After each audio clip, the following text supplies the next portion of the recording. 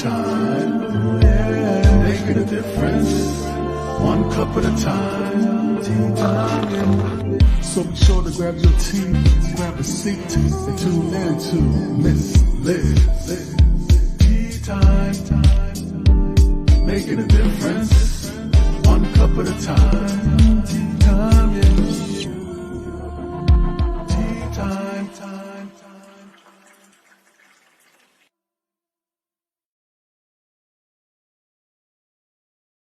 Well, good evening and welcome to Tea Time. That's right, Miss Liz is back, and we are doing evening tea time. We had this afternoon tea time with Alexi Brassi, who talked about kindness and the importance of being a good human being, and all of her good work that she's been doing with the healthcare systems and that over the years. But now we have an incredible guest. We have Andrew Newman joining me, and we're going to be talking about conscious bedtime stories. That's where we're going to talk about bedtime stories because we don't talk about that enough.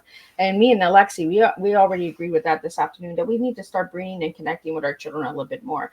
So before we get started, we're going to do all the good stuff. We're going to get you over to Miss Liz's YouTube channel. Give that a quick subscribe. Ring that little doorbell so you'll be notified when these tea times go live. Check out the tea times at your own pace. And we're going to get started. We're going to do a disclaimer. We're going to do bio. Then we're going to get Andrew in here. And we're going to serve you a good cup of tea of touch, emotions, and attachments tonight. That's the type of tea we're selling tonight. We're not selling it. We're serving it. So grab your tea, grab your coffee, grab your water, grab your juice. You do not have to drink tea to listen to Tea Time with Miss Liz. So before we get going, let's get all that good stuff in there. Disclaimer for Miss Liz's Tea Time live show. Miss Liz and myself is going live using StreamYard. Before leaving a comment, please grant StreamYard permission to see your name at StreamYard.com. Please be advised that the content brought forward for any Tea Time show hosted by myself, Miss Liz, is always brought forward in good faith. However, may bring forward dialogues and opinions that are not representative of my platform. The facts and information are perceived to be accurate at the given time of airing. All Tea Time guests and audience participants are responsible for using their good judgment in taking any action that may relate to the discussion.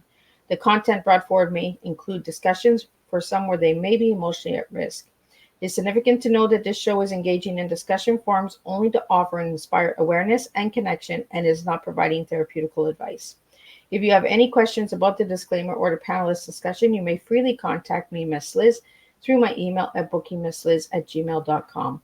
Moving forward, should you choose to voluntarily participate in tonight's show in any aspect, I myself, Miss Liz, welcomes you. And should you decide that the show is not made for you at this time, I respect those wishes and will see you at a later show at a later date and time. Again, all Tea Time shows are done on Thursdays, 3 p.m. and 7 p.m. Eastern Standard Time. If it's not a Thursday and you see Tea Time popping up, it's a rescheduled Tea Time or it's a returning guest that wants to have a second cup of tea with Miss Liz. So now a little bit on my guests. Well, Andrew Newman is the award-winning author and founder of ConsciousStories.com, a growing series of bedtime stories purpose-built to support parents-child connection in the last 20 minutes of the day. Andrew's a TEDx, Why the Last 20 Minutes of the Day Matters, weaves trauma-informed awareness and attachment bonding into the wonders of story time, outlining the importance of quality connection before sleep for your child's ability to regulate, rest deeply, and wake up confident. He is a graduate of the Barbara Brennan School of Healing, a non-dual I'll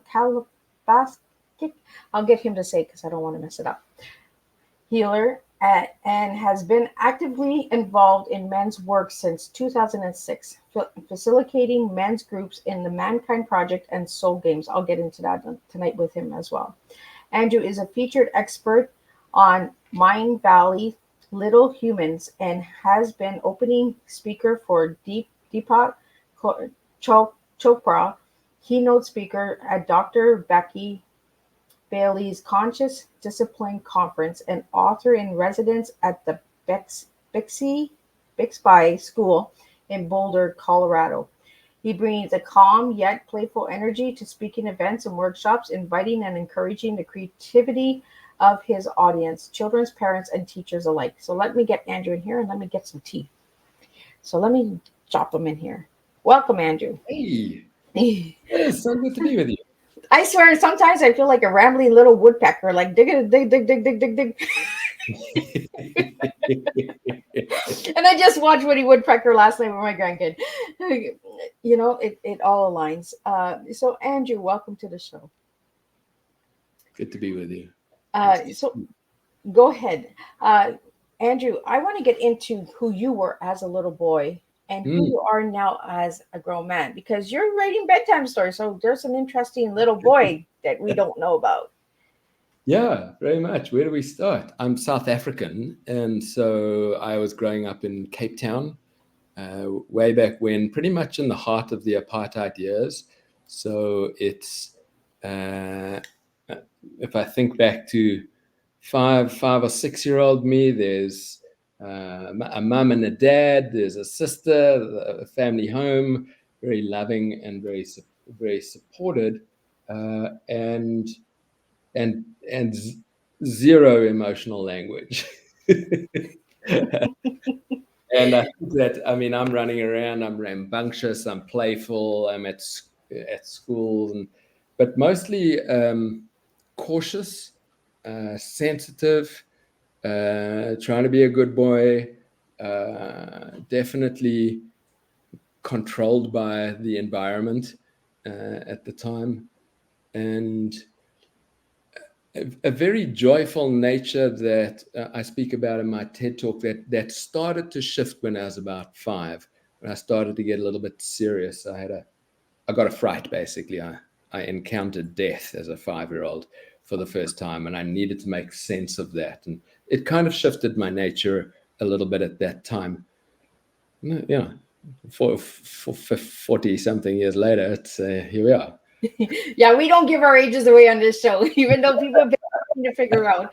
Well, I've been throwing a little bit of nuggets out there how old Miss Liz is, for all my listening audience. So, but Andrew, having that fear at the age of 5, is that what got you into writing today? There's a line, there's somewhere, if you drop into my stories and you read about the characters in the stories, you would probably get to know me quite well. It's not a straight line, it's a little smoke and mirrors, but you'd see the things that are important to my heart. And particularly, like there's one of the books sitting behind me is The Boy Who Searched for Silence. I'm like, yeah, I was that kid, right? And there were instructions and advice, and there were too many things to try and work out where was safety, where was there space for me to be me. And I wasn't super creative as a kid, and it wasn't nurtured. So I was in my early 30s when my personal crisis had led me to do my own work and my own studies and enter in healing schools. That's when my creativity got connected or reconnected for me, and where I started to find my voice and realize that I had a perspective that was interesting through words that I could then share. And then the stories started to come on their own accord. Well, and I always tell this my children and my grandchildren, words are important, and you can really impact lives with words. You know, it's not always about the words causing harm. The words also educate. They also open the mind and bring different perspectives, because you can give an apple to one kid and a kid will look at it as a piece of fruit, and then you give that apple to another kid and they're like, oh, where are we going? This is an adventure. Like, you know what I mean? The different perspectives of seeing things. And I love the titles of your books. Like, I was like, oh, that's really cool. As a grandma, like, it's really cool to hear the titles of the books and that. No, the Hug Who Got Stuck is probably the kids' favorite. That's our bestseller. Just for folks who haven't seen the collection before, we've mentioned The Boy Who Searched for Silence. There's now 23 books in the collection.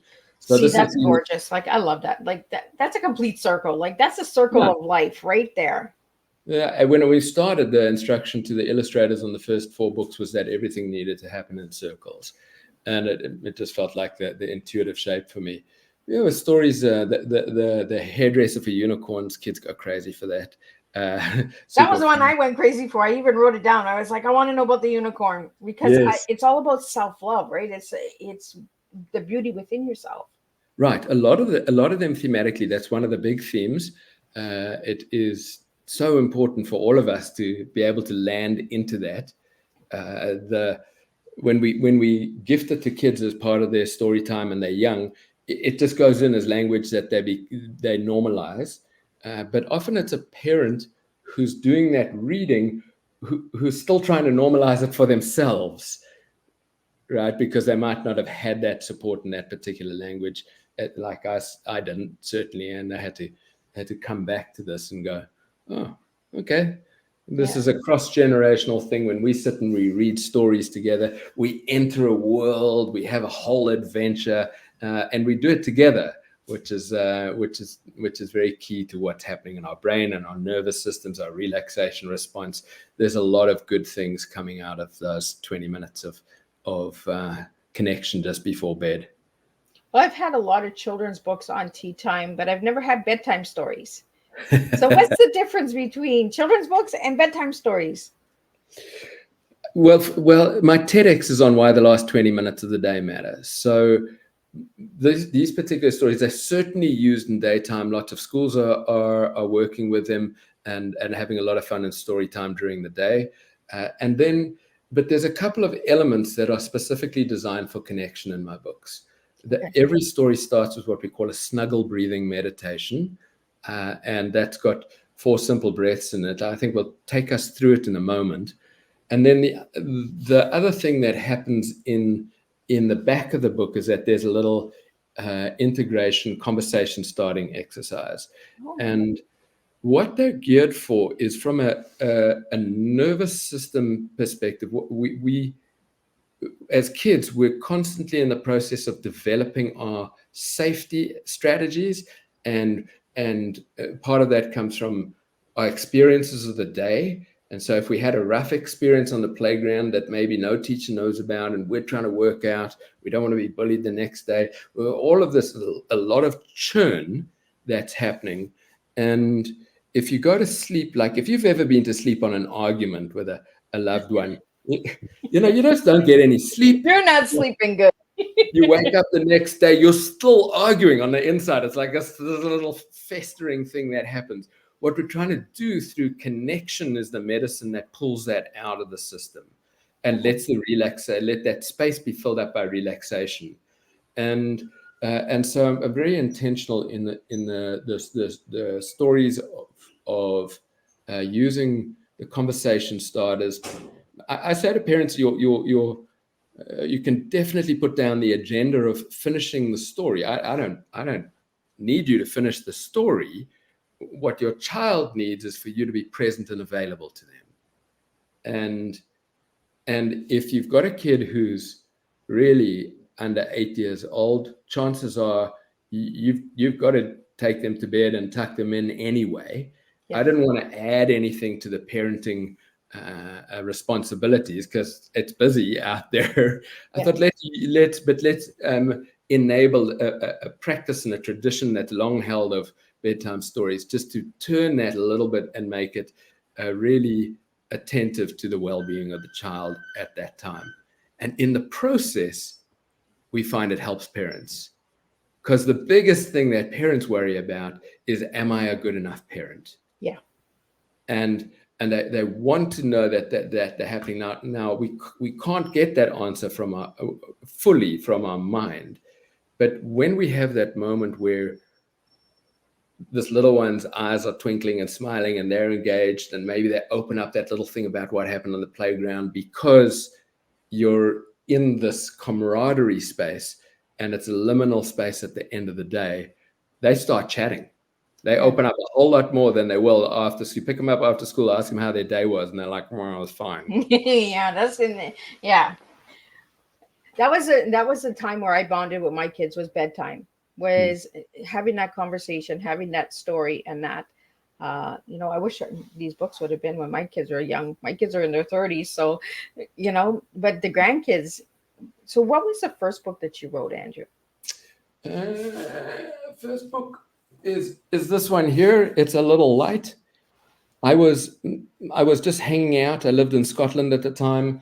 I used to write a lot of poetry. I took my journal on a walk, sat down somewhere on a hillside, and wrote a poem that I thought, the moment I wrote, I thought, oh, it needs some pictures. And it wasn't anything more than that. It was a personal project for me. I had a friend called Rosie who became the illustrator. She had never made a kid's book before either. We worked it out very slowly, and then I didn't share it with anybody. It was It's mine. and I mean, the key reason for me not sharing it was that my creativity was very young and very delicate inside of me. Okay.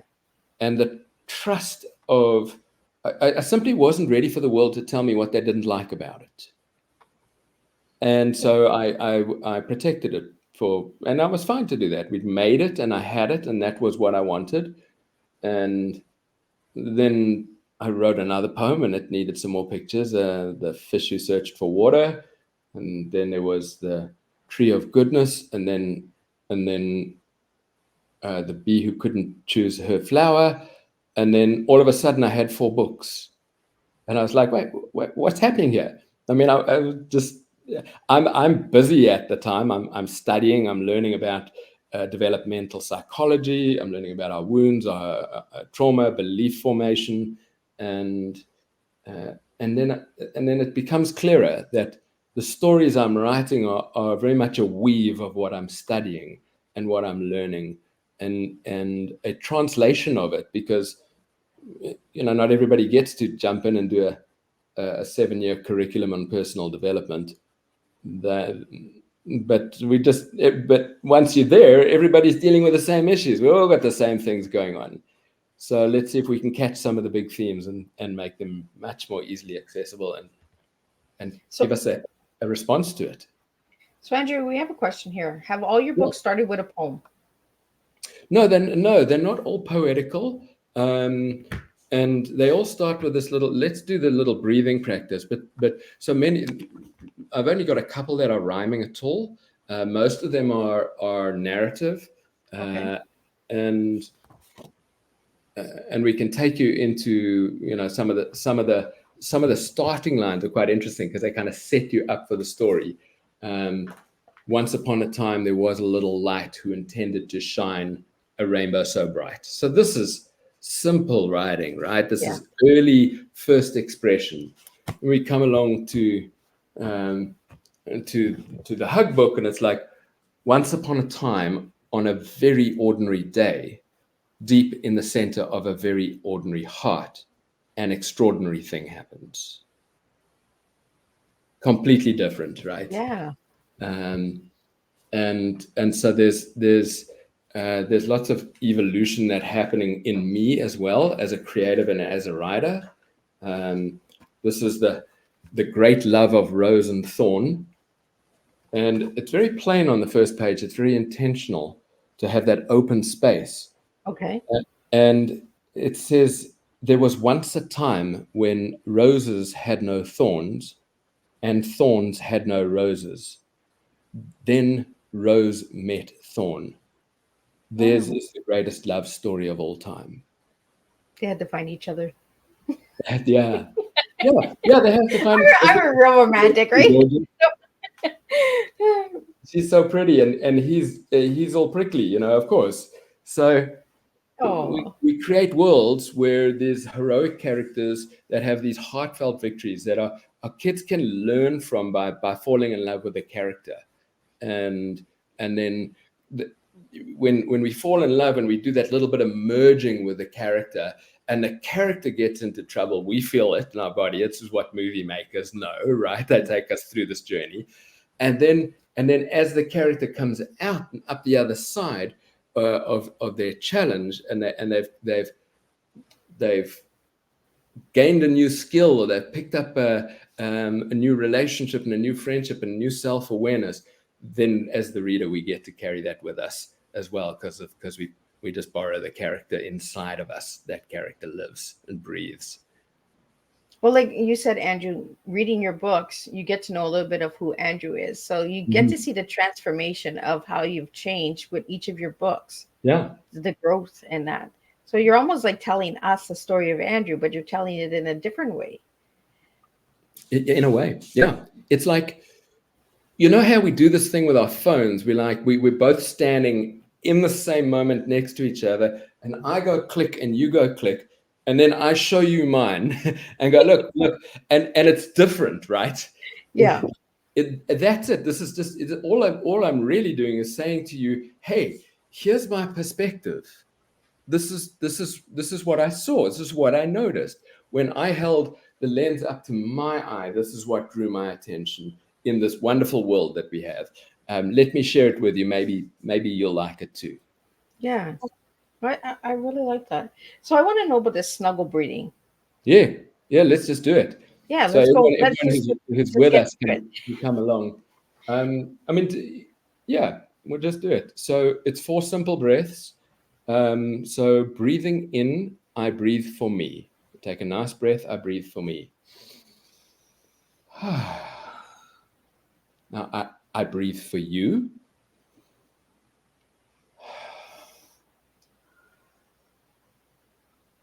I breathe for us.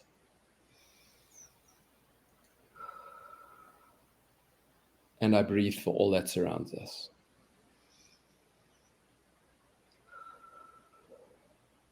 So Andrew, did you do this before you read your bedtime stories all the time? Every story, every time. I actually use it in my team. We use it as a practice in the business. I often do it with my coaching clients when we're just settling in. It's a transition tool. Oh. And I mean, how does it feel in you?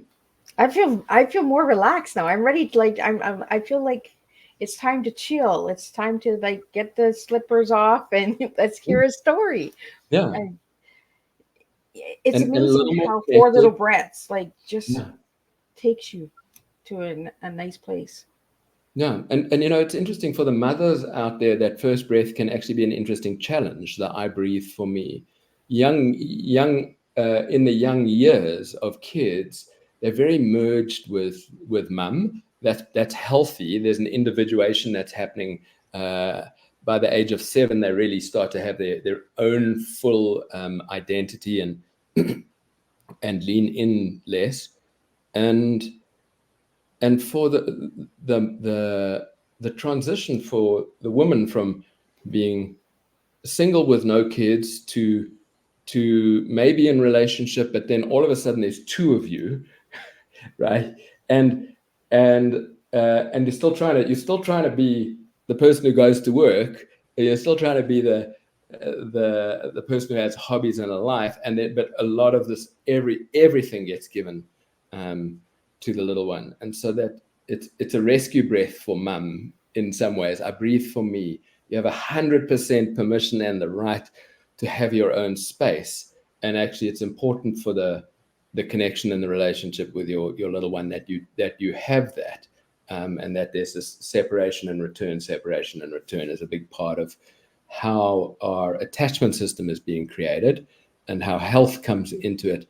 Because if we don't take that breath for ourselves and we wait until we're overwhelmed, then we react in a way that's much more jarring. And that creates confusion in the attachment system of the child. And it's where the anxiety, the anxious attachment, and some of the avoidant attachment starts to come in, because the security gets challenged. Well, it's almost like the snuggle breathing is giving the allowance of the connection to happen. Right. Yeah. And because I wrote it and it's in the book, it's not mum saying, "Hey, we have to do the breathing." It's look, it's in the book. You've got to do it. It's in the book. We have to do it. Yeah. And it's a little practice at the beginning, even for me. When I started with it, there were times that I kind of skipped over it. And I skipped over it once when I was reading the book to someone at a farmer's market. And she said to me, why did you skip over that? And I was like, I got nervous or something. She's like, every story, every time. And since she said that to me, and this is years ago, it's been every story, every time.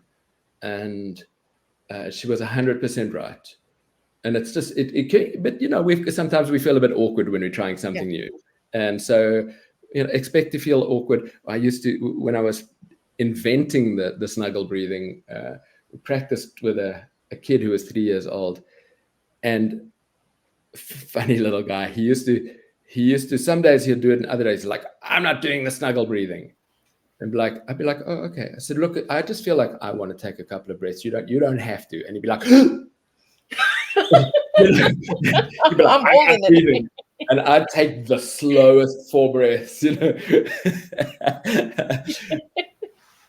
but that same 3-year-old, I got to hang out with him when he was 6. I was just babysitting his folks were away, and I was having a bit of a sad day, and he was aware of it. I hadn't hid it. It's one of the principles that I believe, that we have transparency. It saves us from our kids needing to guess how we're doing. And we're tucked into a pillow fort on the sofa. I'm reading Harry Potter because that's where he was at. And he spotted this sadness, and he reached out to me. His little hand came through the pillow fort, and he said, "Let's do that thing you like to do at the start of your stories." And I was like, that broke me open. I was like, oh my goodness. I was like, I'm being gifted back the medicine that I've offered out, and here it is coming back to me from a child who's just had it in their orbit. And I'm like, if we got a generation of kids growing up with practices, this practice and others like this, then we're really going to be creating a wonderful world of adults who are regulated, calm, able to center, know how to work with their emotions way better. And it just ripples generation after generation. We know we're on this journey of improving between generations. So within these 20 books, Andrew, they're based on emotions and feelings? They're going to so some folks in the writing category of social emotional learning will be much more direct than I am. You can see in that story of I'm interested more in the fable. I mean, I'm cautious about the word parable, but it's like the way that there's a story that's pointing to things, but it's not a straight shot that says if this then that. Because at different ages, we're going to understand different nuances of this. How about I read us The Hug Who Got Stuck, and then we can pick that up, and because it's a great theme. Absolutely. I'm all for a story. Okay, good. Well, we did just do our snuggle breathing, which is wonderful. So I feel like we've got a segue in. The book is dedicated to all who hug. Let me just shift a little bit so that I can really get the pictures in the right place for you. Give me 1 second. That light will be better. There we go. Okay. Once upon a time, on a very ordinary day, deep in the center of a very ordinary heart, an extraordinary thing happened.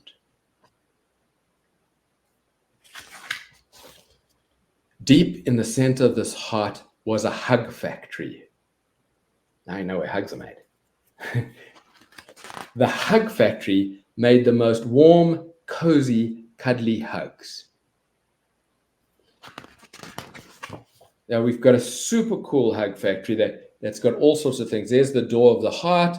Little hugs come zooming in. They go up. They get caught. Their love gets caught on the solar panels. The solar panels powers the big green battery. Big green battery fills up. There's their baby hugs growing in a forest of trees that are hydroponically drip fed by stardust, rainbow light, and that's a basket of warm, fuzzy feelings.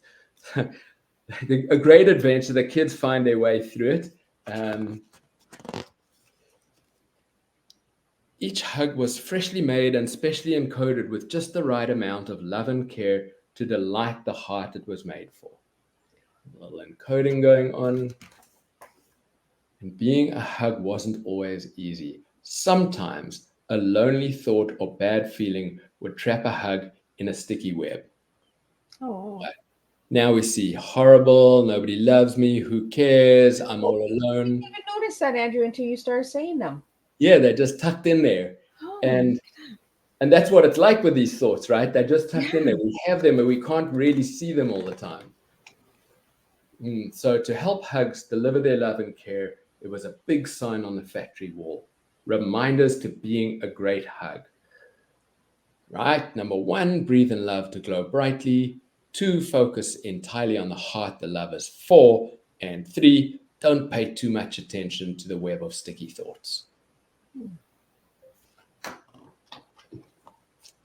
Now, on most days, you could see streams of hugs leaving the door of the heart, zooming away like bees from a hive. But not on this day. On this day, there was a problem. Uh-oh. One special hug on its way out of the heart got stuck. Very, very stuck. Oh no. Oh no. This hug had forgotten the third rule. It fought against the web of sticky thoughts to get free, but every wriggle and squirm trapped the hug even more. Soon the hug ran out of breath and lost its glow. Uh-oh. Right? Inside, the heart became horribly congested, with crowds of hugs waiting to get out. Oh. Unused hugs were put into boxes until every inch of space was filled up.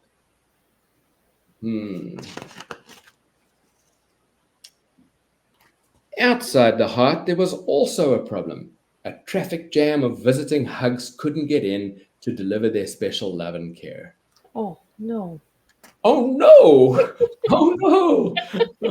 Oh no! Exactly, right?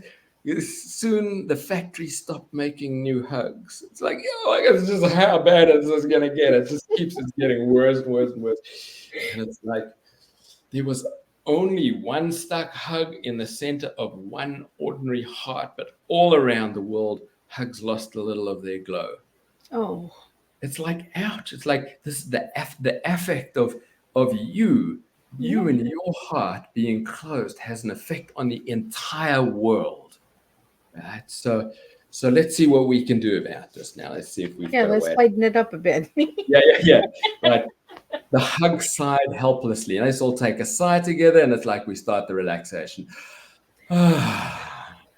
It stopped wriggling, stopped squirming, and stopped fighting. In that moment, something magical happened. Oh, she's got some magic power. Woo-hoo-hoo! As it stopped wriggling, it breathed in love and glowed brightly. As it stopped squirming, it remembered the heart it was made for. As it stopped fighting, it slipped right past the web of sticky thoughts. Free! Oh, look at that! She got out! She got out! Yay! The hug glowed brighter and brighter, zooming away toward the one special heart it was made for. The hug factory clinked and whirled back to life. A flood of hugs passed in and out of the heart, each delivering their special love and care. Yay! Let's see what happens to the world. It was just one hug who got unstuck in the center of one ordinary heart, and all around the world, an extraordinary softening happened. Look at all the lightness. Oh my goodness, the brightness of Isn't it? Yeah, there we go. The colors are back. Yeah. We've got so dark there for a moment in the middle. Now we can chat about the story, but just so that you know, there's your daily hug meter. Okay. So you can count how many hugs you've had. There was the founder of family therapy, a lady called Virginia Satir, said that we need 4 hugs a day to survive, 8 to maintain, and 12 to thrive. Well, look at that. We need a lot of hugs. Yeah. Everybody start hugging. Everybody start. Let's go. Come on. Let's start a hug marathon here. I've got my Hug Factory t-shirt on, so we can do some Zoom hugs, and we do this with the kids. But I do school visits, and I like to do immersions. I was just author in residence for 2 weeks at a school. We had the kids making stories. We were reading stories. We're talking about being an author, all of their questions, lots of fun. And we get them to send Zoom hugs. So just think of a person you're making a hug for that maybe you won't see in a long time, or maybe you'll see later today. I think my sister, she's on the other side of the world. So I think of my sister, and we rub our hearts, we take a big breath in, hold it, and 3, 2, 1, zoom. Oh my goodness, I love it. I love it. Are they going? And all the children out there are loving this right now because, we get free story time on Teatime, right? Yeah. Just before bed. all the children are going to bed for evening tea time.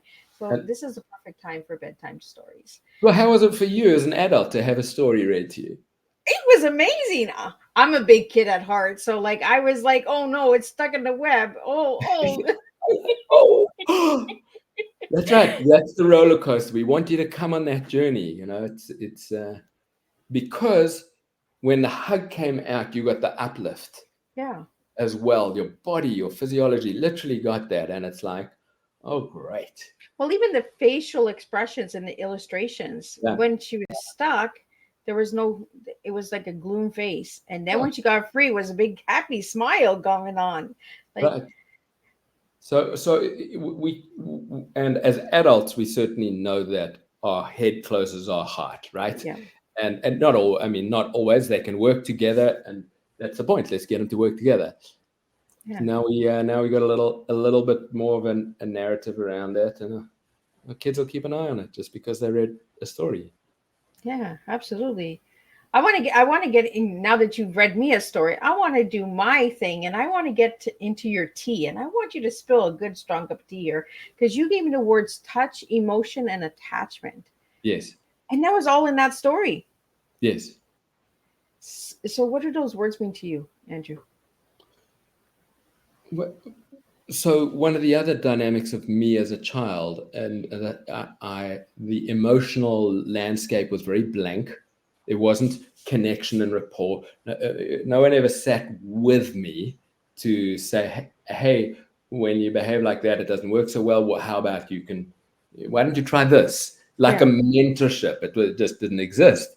And and as an adult, when I came to my own personal work, that's when I realized it was missing. Like I didn't even know it was missing because that's what I grew up with. And then I was like, oh no, hold on. Other people had different worlds than Yeah. I did. I had to learn to hug in my early 20s. It wasn't natural by any means. And that's because personal contact was either not available or in the schooling environment was hostile. And boys, rugby, sports, the sensitive kid in me didn't work so well. So I learned touch as an adult, and in the process of learning it, it was like, oh, there's some teachable things here. Yeah. uh, I was doing work with animals at one stage. Then I was doing work with patients in coma at another time, and one of their primary communication lines is touch. And then when I discovered the world of hands-on healing, I was amazed that these beautiful things are so intimately connected to my heart. And so when we climb into bed to snuggle together for bedtime story, as opposed to read the story from across the room, then we come in and we create that connection point where Yeah. the physical connection, the warmth of the body, which it may sound so obvious, but that's because it is, and it's because we all organically should have it and would have it. But there's still a big gaps in it for kids where touch isn't safe. So that that became something that I wanted to explore for myself and wanted to encourage folks to do. If I had my magic wand over the whole world, I would have everybody learn how to work with the energetics of touch. But in the simplest version that we can do right here, it's like the mindfulness when the hand touches the body. There's a way that we can come in rough, we Yep. can come in super soft, we can come in connected or disconnected. We just hold that awareness, and then we choose the one that we want rather than letting it just happen. If you want to make more connection, be gentler. If you want to make more connection, stay longer, not with movement in one place. And if you try like sinking the hand as if it's dropping in, Oh, then you create intimacy through that. And it's as simple as that. We may do it, you know, someday you just rub the dog like this, and another day you put your hand on the dog and you just like, you really kind of, it's just there. Yeah, you kind of just let it sit there. Yeah, it's just there. The dog's on the sofa next to you, and you're hanging out, you're watching telly, and yet there's a sense of a deepening into the relationship that comes through that. That's what I'm talking about with touch. It's it's superbly comforting for the regulation system, for the nervous system, for the heart, just for the sense of do I belong? Like, do I belong in this family? Am I actually welcome here? Because our existential, look, I'm a bit of a black sheep, and there's a lot of us out there who's like, I'm the black sheep of the family, so I know that one. You get it, right? So it's it's the energy and the effort that takes. And when we grow up as a young kid feeling like we don't belong, we're not necessarily loved in the way that we truly met, then all other relationships later in our life we start to imagine they're going to be the same way. Yeah. The belief system starts to predict that. And so that's touch. That is Well, I think it's really important that we're talking about this, because we don't talk about touch. No, like the nice connection touch. Yes. Where even just holding hands, the way we hold hands, the way fingers are placed when we're holding a hand, if it's closed or if it, in between the fingers, you know, we're not talking about that. We're not teaching children about this. Right. We're certainly not. But what happens when you bump your knee? What's the first thing that happens is your hands go to it. Right? It's actually innate. It's what we do. We kind of like rub it and go, ow. That's how natural this is for us. And yet there is an aspect where, for a number of reasons in society, touch has become a concern in the adult-child dynamic.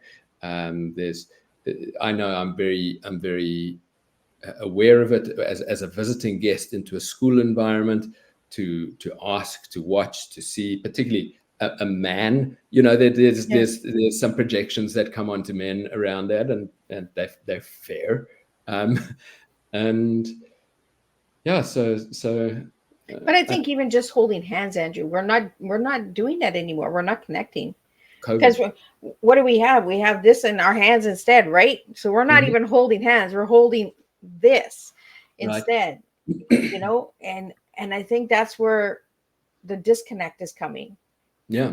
And then we can play, right? We can, you know, the itsy bitsy spider, right? Now we got play. We've got these little contact points. I'm a student and a big fan of a body of social emotional work called conscious discipline. One of the things that they do at the start of their school day or engagement is something called a brain smart start. And they're very mindful of the hands. You know, if you were right in front of me now, we're playing a little game like this, and I would say, copy me, and we go double. Oh, yeah.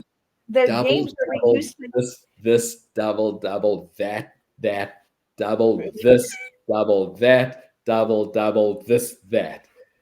I remember doing that in school. You remember that, right? Yeah. Now, and look at the laughter, look at the smile. That's what we're actually looking for. We like, let's activate that. Dopamine rushes through the brain. The kids focus better after doing that.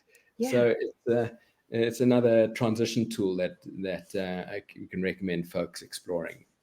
So how do you feel about strings, the touch of strings? You know how we used to play the hand games with the strings, where you take the strings, you wrap the strings around little fingers, and you fold it in, and you make a form, and then you let it all go, and you do it again. Kind of do like a web, right? And kind of reminds me of the story that you just told us, like you got caught in the webs. Yeah. And I didn't notice the words in the webs until you started saying them, and then all of a sudden my eyes were engaging into the words, and I was like, oh. And that's kind of what life is about, right? We get caught in these webs sometimes, and we don't see the picture. We don't see a solution on how to get out or how to move forward. Yeah, I think it's really cool. I loved Storytime. It was really amazing, you know. And that's what we need, is we need that connection as well, that open dialogue and communication. Yeah. And so communication on all the levels. So touch is one of the channels through which communication is happening. And then how do we allow emotions? How do we teach kids? It's actually really challenging for us, because when our 5-year-old drops to the floor in aisle 3 of the supermarket and throws a tantrum, we feel embarrassed. Yeah. Actually, nothing to do with us. Nope. Right? They're in the process of expressing themselves. Their energy is moving them. They're much more free with it than we are. And then we're looking around to go, who's going to see that I'm a bad parent? What does a child need? Child needs your presence. Child needs your touch. Child needs your compassion. Oh, you were hoping that you could get an ice cream. I'm so sorry that we can't have one now, but we're definitely doing one after lunch tomorrow. You're teaching in that moment, and you're offering connection and compassion. And we've got to learn how to attend to our own reactions first, whether it's Conscious Discipline and Dr. Becky Bailey, or whether it's Oprah's favorite parenting person, Dr. Shafali. It's adult first. And from a brain function perspective, we're a little bit like a flock of birds, right? You never see one take off in a fright. The whole flock just goes. Yep. And so there we are in a kindergarten class, and one kid goes from an executive brain state into an activated a survival state. Back of the brain kicks in, and they go into drama, and every other brain in the room goes, what's happening? Because we collectively assess our safety as well as individually. Yeah. Now, if you're the adult in that space who rushes right across to help that child, then you come in with a survival brain to help them with a survival brain, and you can't get anywhere. The mirror neurons are only going to continue to exaggerate the danger response. But if you can pause and you can go, I wish you well. This is the breath we take. Pause, breathe, wish you well. And we've practiced that a little. We can quickly re-regulate from the survival to the executive, and then we can step into support. Now, our executive brain is whispering to their survival brain that they're safe. And that level of communication changes all sorts of things to help them. Oh, look, I'm around someone who's calm. Maybe that's an option for me. And they come in, and this is the path of attunement. And in a way, the A for attunement, A for attachment. It's if at the beginning of the school year, when you've got new kids, the kindergarten teacher can't get this level of settledness. But if you take an intention and work with the kids, the level comes in. And it's the same with the reading and the snuggle breathing. When you start, the kids don't necessarily match your breathing or regulate with you.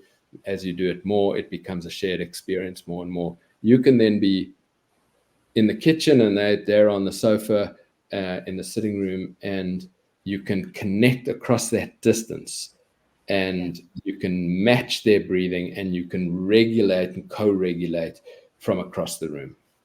So, Andrew, I noticed that you do a lot of words and pauses and breathing. So do you do with different activities that you do as well with children? Yeah, there can be. There's always something. There's always a regulation. So I was doing story time at a school just around the corner from me, and the energy levels in the room got sort of louder, and we do to pick up something which is like balloon breathing. Do that 3 times, and the kids are all doing that. Their body's engaged, their brain's coming online. Yeah, all the time. So it kind of brings that connection, right? The breathing brings a connection to join, the joining. Yeah, I'm thinking about little gadgets. There's a story here called Ellie Jumps a Mile, and it's the very first time that Ellie gets a fright in her life. She's never had a fright, and then she sees a mouse, and then all of a sudden now she's got these symptoms, right? Her hands are sweating, her heart is pounding, her thoughts are racing. She doesn't know what it is. And her friends say to her, oh, it looks like you're scared. And she's like, what do I do? And the answer, of course, lies in breathing. And so it's built right into the book. And you can't help but do it. There's Ellie, you can't see her head. She's taking in this big, deep breath. And there's a page turn here. You get to see what she's doing. She's blowing out. Well, look at that. She blows out the birthday candles. Yeah, she blows out the birthday candles. So as you read the story, you go because you're reading the story and you're just taking the breath. It's just well, it kind of reminds me of birthday candles, right? Yes. You tell children to take a pause, make a wish, and then blow the candles. Absolutely. So Smell. I mean, teachers all know smell the flowers and blow the windmill. You know, it's the same. So are you big into nursery rhymes? Oh, I wouldn't say that. I mean, there's a few fun ones from my childhood, but I'm not really hanging out. Why do you ask? Well, you like the spider one, don't you? Oh, the itsy bitsy spider. Well, I think back to the hug machine, right? Because the web is there, Charlotte's Web, like the webs, you know, and it opens up the magical world of imagination as well. Because when you look at a spider web, you see magic, right? You're like, this little thing created something. Like, what? How did this happen? Yeah, that's a great observation. Yeah. So, Andrew, if anybody would like to reach out to you and know more about your books and that, how could they reach you? Consciousstories.com, straightforward. Come and visit. We've got resources for teachers there, for parents. Great collection. There's, as I said, 23 books there. The social media side is Instagram under Conscious Bedtime Stories. We're looking a little bit at TikTok, but there's not much there for now. And, so if you've got a school you want me to come and speak at, please just reach out in our contact form on the website, and we'll look. I'm particularly interested in school visits after the new year starts in that first quarter. So, Andrew, do you have any upcoming new books, or is that it? The 20 books are done, and you're starting a new series? Come with me. Oh, he's taking us on a journey. Yeah, we take you on a journey. So the last step before a book goes to print is that I do a printout and it goes up on the walls so that I can proofread it. So this is a book called The Missing Angels. And these three kids that you're seeing are best friends, and they hang out in a tree house that they think is the Angel Club. And Nimbus, who's the boy in the middle, he's a little bit older, and as he grows up, he loses his sight with the angels. Sorry about the noise in the background. and he needs some support to get back to that. It should be a little better. His friends help him rebuild the connection. So it's just part of my process. I get all of the pictures up. It's the first time we see it in print. There's things that you see differently from when you see it on screen, and we make our final revisions. This book will be out in about October. It takes a year from start to finish on a good run. Often I've got stories now that I'm writing and thinking about and revisiting, and they're pottering around in the background, and I don't know yet which one's going to rise to the surface and become the next book. But we're thinking dragons, it's time for dragons. Oh, dragons. Oh, yeah. We've had a couple of dragon stories on Teatime. I love dragons. Yeah. I find there's a big story to dragons that, a lot of people have perceptions that dragons are mean and evil, and I think they're really friendly. It's like Pete Magic Dragon. Like, there's a lot of character behind a dragon. Like, personality. Yeah, like character, like, they got big feet, they got long tails, Yes. they big ears or little ears, or purple noses. Like, you just never know what it'll look like.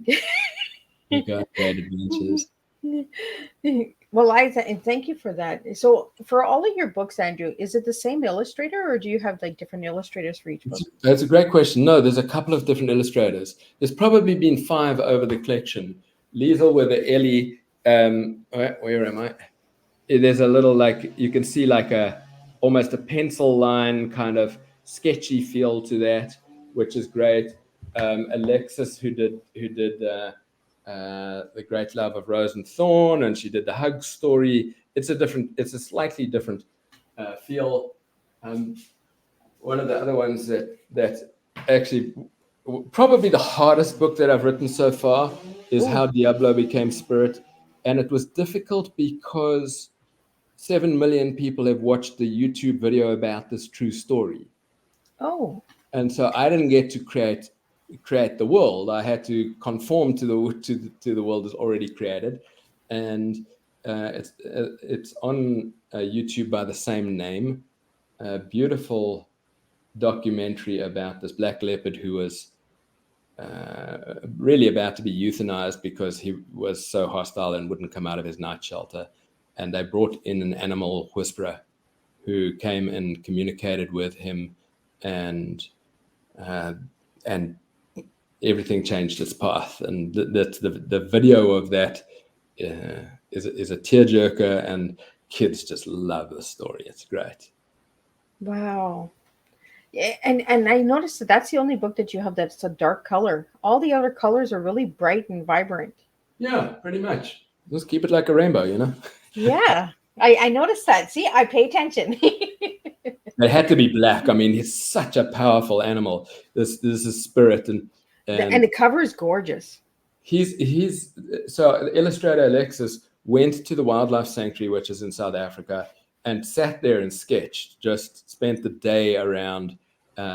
She says he, like a normal leopard, he has spots, but they're black spots on a black fur, which is fascinating. It's this little. All you see if you look super closely is a different direction of the fur. Oh, Otherwise, you wouldn't even know they're there. wow. Interesting. Yeah. I always like learning new things, and my listeners always like learning because Miss Liz kind of goes in her little wacky little kind of unique way of asking questions and digging a little deeper. So, and I love playing with my guests. Like, I love having story times and music, and just bringing something different to the table.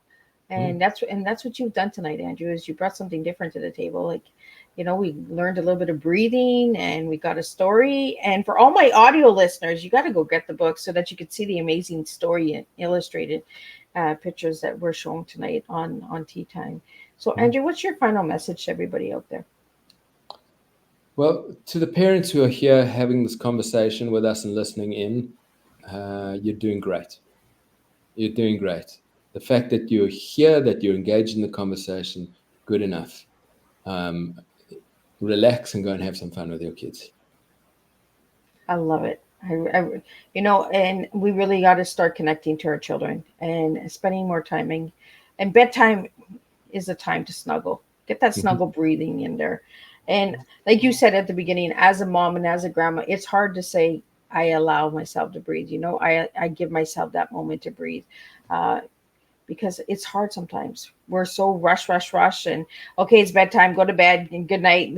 I need my peace. Where if you take that 20 minutes and you just do a story time, you'll make a big difference. And I honestly believe that bedtime is a way of connecting with your children so that the next day they can have an enjoyable day at school as well. And they're a little less hard on the teacher sometimes, because a lot of my kids' teachers were, what are you doing with your kids? And I said, well, they're in bed at 7:30. So good night's sleep changes everything, right? Right. Well, I want to thank you, Andrew, for joining me and sharing a good cup of tea with me tonight. I want to thank the listeners and audience, and And if you're watching these tea times later, push hashtag replay. Let me know where you're tuning in from. If you have any questions and you would like to know more about Andrew, you can always send Miss Liz a message and I will connect you. I really enjoy having these open educational conversations with my guests and with my listeners as well, because my listeners sometimes they'll ask me a question and get me engaged as well. So thank you for that. We will be back on March 11th, not a Thursday. I think it's a Tuesday, if I remember right. I think so. It's a Tuesday. We're going to be in and we'll be doing a special tea time on Empowered to Recover, an addiction service that is for the people, works by the people. So we're going to talk about that. And we're going to have 2 other tea times on Thursday. So tune in for that. And we will make a difference with 1 cup of tea at a time. And don't forget to breathe and don't forget that bedtime story. So until then, I will see everybody on March 11th with a special tea time. Thank you. Thank you.